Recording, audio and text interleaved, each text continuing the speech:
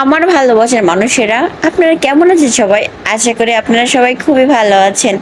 আলহামদুলিল্লাহ, আমিও ভালো আছি। ঘর থেকে জীবনের গল্প থেকে আমি সঞ্জিতা আপনাদের মাঝে নতুন আরেকটি লং ভিডিও নিয়ে চলে আসলাম। আমার ভিডিও আপনারা কে কোথা থেকে দেখছেন সবাই কমেন্ট করে জানাবেন। বাচ্চাদের নিয়ে আমি বের হয়ে গিয়েছিলাম একটু মার্কেটের উদ্দেশ্যে, কারণ আমার কিছু ছোটখাটো কেনাকাটা করার প্রয়োজন ছিল। আমার মেয়ে দুটো আলহামদুলিল্লাহ খেলা করছে। রোদের মধ্যে গাড়ির জন্য ওয়েট করতেছিলাম। দুপুর টাইমে গাড়ি পাওয়াটা এতটা কষ্টকর যা বলার বাইরে। বাইরে প্রচুর রোদ ছিল, বাচ্চাদের জন্য আমার জন্য খুবই কষ্টকর ছিল। তো অবশেষে একটা গাড়ি পেলাম, একটু আমরা গাড়িতে উঠে গিয়েছিলাম তুষা, আমি, তানসি। আমি যে রাস্তা দিয়ে যাচ্ছিলাম ওই রাস্তার দুই সাইডে বাজার বসেছিল। ওই দিন ছিল বাজার বার, দেখেন অনেক শাক সবজি এবং শুটকি মাছ, বিভিন্ন রকমের জিনিসপত্র বসেছিল। তো লোকজনে কেনাকাটা করছিল এখানে। এই তো আমি এখন আর একটা গাড়ি চেঞ্জ করব, বাচ্চা নিয়ে গাড়ি চেঞ্জ করে এতটা কষ্টের যা বলার বাইরে।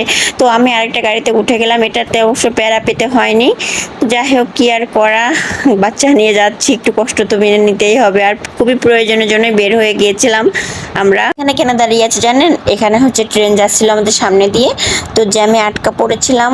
ওই যে যাচ্ছে, দেখতে পাচ্ছেন। অনেক প্যারা খাওয়ার পরে অবশেষে চলে আসলাম শপিং সেন্টারে। এখানে অ্যাকচুয়ালি আমাদের মূল কেনাকাটা ছিল না, আমি একটু অন্য জায়গায় যাব যেখান থেকে আমাদের প্রয়োজনীয় অনেক কিছু কেনার দরকার ছিল। এখানে ছোটখাটো কিছু কেনাকাটার প্রয়োজন ছিল, যেটা করতে এসেছিলাম এখানে। আমার মেয়ে রাস্তা থেকেই বলেছিল ওর নাকি খুব ক্ষুধা লেগেছে। তো আমি রাস্তার এক সাইডে মার্কেটের পাশেই এই জিনিসটা দেখতে পেলাম। ইভেন এখানে বিভিন্ন রকমের কেক রয়েছে, এখানে বিভিন্ন রকমের পুডিং আছে, মালাই কেক আছে, পুডিং আছে, ময়েস্ট কেক আছে, জার কেক আছে, ডোনাট আছে, বিভিন্ন আইটেম। তো এটা আসলে সমস্ত পথচারীদের জন্য এতটা ভালো ছিল, যা হেল্পফুল যা বলার বাইরে। যে চাইবে সেই এক পিস করে কিনে খেতে পারবে। তুষাকে আমি শুরুতেই মালাই কেকটা নিতে বলেছিলাম, ও এটা খেয়ে বলেছিল যে মামা আসলে অনেক ভালো ছিল, একেবারে বাসার মতো তৈরি। তো ভাইয়াকে জিজ্ঞেস করলাম এটা কে বানায়, তো ভাইয়া আমাকে বলেছিল আমার বোন বানায়।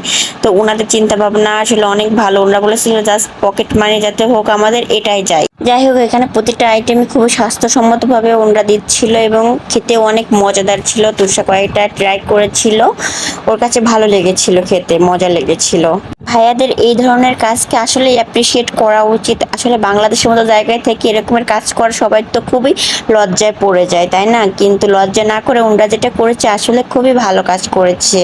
শুভকামনা রইল আপনাদের জন্য ভাইয়া। শপিং কমপ্লেক্স থেকে বের হয়ে তারপরে রাস্তার সাইড থেকে খাওয়া দাওয়া টুকিটাকি, এই তো তারপরে যে চলে আসলাম ফিনলে স্কোয়ারে। ফিনলেটা মূলত শপিং এর পাশে একটি শপিং সেন্টার।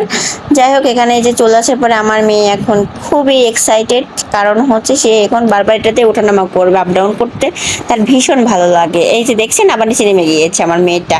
সে এটা অন্তত 100 বার করেছে আমি মার্কেটে থাকা অবস্থায়।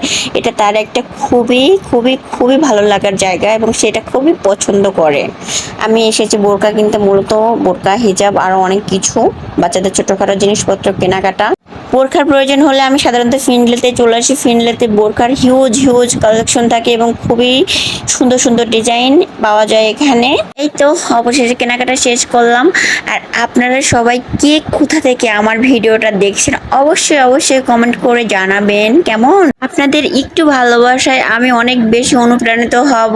আমার ভিডিওটা যদি ভালো লেগে থাকে তাহলে লাইক কমেন্ট করবেন, আর যদি বেশি ভালো লাগে তাহলে সাবস্ক্রাইব করবেন। তো আল্লাহ হাফেজ, বাই বাই।